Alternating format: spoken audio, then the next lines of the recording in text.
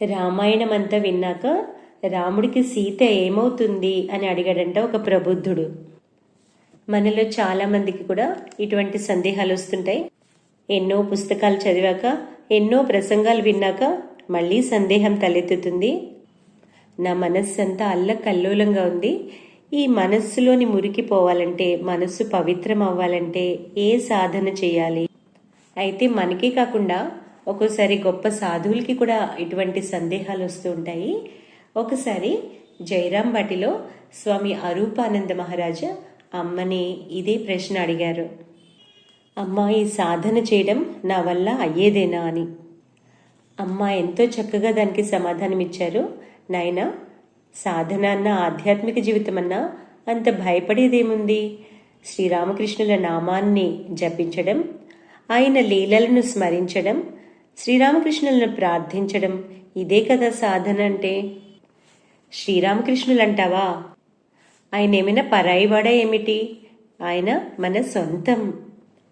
సాధన యొక్క సారాన్ని, మనం పవిత్రత పొందే ఉపాయాలని అమ్మ 4 మాటల్లో తేల్చి చెప్పేశారు. మొట్టమొదటిది భగవంతుని నామాన్ని జపించడం.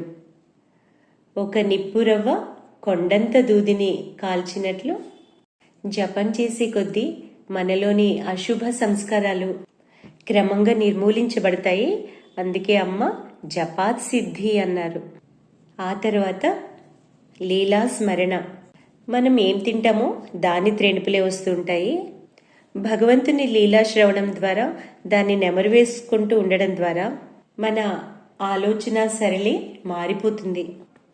శ్రీరామకృష్ణ కథామృతం, శారదా వచనామృతం వంటి పుస్తకాలను చదువుతూ వారి లీలలను స్మరిస్తూ ఉంటే మనసు క్రమంగా పవిత్రమవుతుంది. ఇక 3వది ప్రార్థన. మన మనసు మూలలలో దాగి ఉన్న కామ క్రోధాదుల్ని జయించాలంటే మన బలం మనకి సరిపోదు. ప్రార్థన ద్వారా వీటిని సులభంగా జయించవచ్చు. ఈ కల్మషాలు పోయినప్పుడు మనసు పవిత్రమవుతుంది. ఇక 4వది భగవంతుడు మన సొంతమన్న భావన. మనం భగవంతుని సంతానం. భగవంతుడు ఎక్కడో సింహాసనంలో కూర్చొని న్యాయమూర్తిలాగా మనం మంచి చెడులను బేరీజు వేయడానికి కుతూహలం చూపేవాడు మాత్రం కాదు. భగవంతుడు కూడా మన కోసం ఆతృతగా వేచి ఉంటాడట. మనం 1 అడుగు వేస్తే మన వైపు 100 అడుగులు వచ్చేందుకు సిద్ధంగా ఉంటాడు.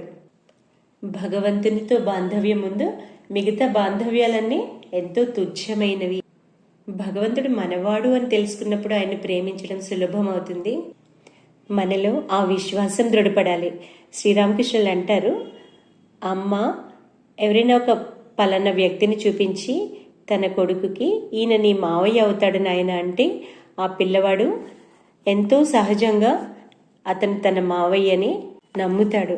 అదేవిధంగా శారదమ్మ మనకి చెప్తున్నారు, శ్రీరామకృష్ణులు మన సొంతం, నేను మీ సొంత తల్లిని.